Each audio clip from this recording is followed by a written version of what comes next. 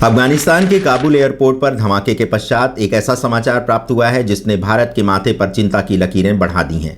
तालिबान ने जिस बगराम जेल से सभी आतंकियों को आज़ाद किया था उसमें आईएसआईएस के वे 14 आतंकी भी सम्मिलित हैं जो भारत के केरल राज्य के निवासी रहे हैं।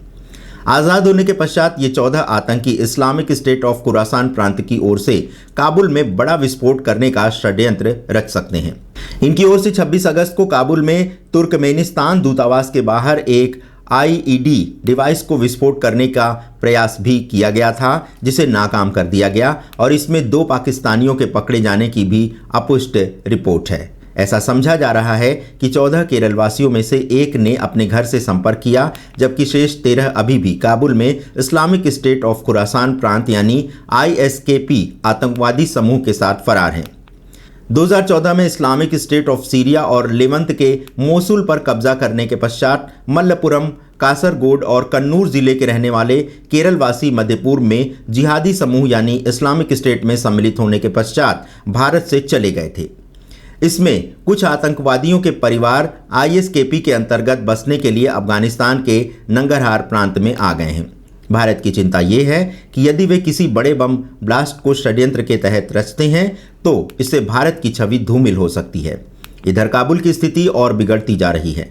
पाकिस्तान की सहायता से हक्कानी नेटवर्क तालिबान पर पिछले कार्यकाल के तत्वों के साथ वैश्विक वैधता प्राप्त करने के उद्देश्य से 12 सदस्यीय परिषद बनाने का दबाव बना रहा है, मगर मुल्ला याकूब गुट अनिच्छुक है। अफगानिस्तान के पड़ोसी देश तालिबान के साथ अपने संबंधों पर किसी भी निर्णय पर विचार करने से पूर्व 31 अगस्त को अमेरिका के काबुल से बाहर निकलने की प्रतीक्षा कर रहा है। अमेरिकी सांसदों के एक समूह ने राष्ट्रपति जो बाइडेन को पत्र लिखकर यह सुनिश्चित करने को कहा है कि अब अफगानिस्तान का वास्तविक शासक तालिबान कहीं पाकिस्तान को अस्थिर न कर दे और उसके परमाणु हथियार हासिल न कर ले। उन्होंने कहा कि बाइडेन को अब कठिन सवालों के उत्तर देने होंगे। वो ये बताएं कि अफगानिस्तान में क्या हुआ और उनकी आगे की क्या योजना है। अमेरिकी सीनेट और प्रतिनिधि सभा के 68 सांसदों ने बुधवार को बाइडेन को पत्र लिखकर पूछा कि अगर अफगानिस्तानी सीमाओं पर तालिबान सेना बढ़ा देता है तो क्या क्षेत्रीय सहयोगियों की सेना को समर्थन देने के लिए वो तैयार रहेंगे। साथ ही ये भी पूछा गया कि तालिबान परमाणु हथियार संपन्न पाकिस्तान को अस्थिर नहीं करने देने के लिए आपके पास क्या योजना है। क्या आपके पास यह सुनिश्चित करने के लिए कोई योजना है कि तालिबान के शासन में अफगानिस्तान परमाणु संपन्न देश नहीं बनेगा। देश की राजधानी दिल्ली के 9वीं से 12वीं के छात्र 1 सितंबर से विद्यालय जा सकेंगे। कोरोना की संभली हुई स्थिति के पश्चात दिल्ली सरकार ने यह निर्णय किया है। इसके अतिरिक्त 8 सितंबर से 6ठी से 8वीं कक्षा के बच्चे भी विद्यालय आ सकेंगे। यद्यपि विद्यालय आने हेतु माता पिता की अनुमति अनिवार्य होगी। अभी भी 10वीं एवं 12वीं के छात्र प्रैक्टिकल एवं अन्य कार्य करने हेतु विद्यालय आ रहे हैं। कक्षा में एक साथ 50% छात्र ही बैठ सकेंगे एवं लंच 15 मिनट के लिए खुले स्थान पर होगा। कोई भी बच्चा किसी का भी कोई सामान प्रयोग नहीं कर सकेगा। एक बेंच पर एक ही बच्चा बैठेगा। इसके अतिरिक्त विद्यालय में हाथ धोने हेतु सैनिटाइजर एवं अतिरिक्त वॉश बेसिन की व्यवस्था भी करनी होगी।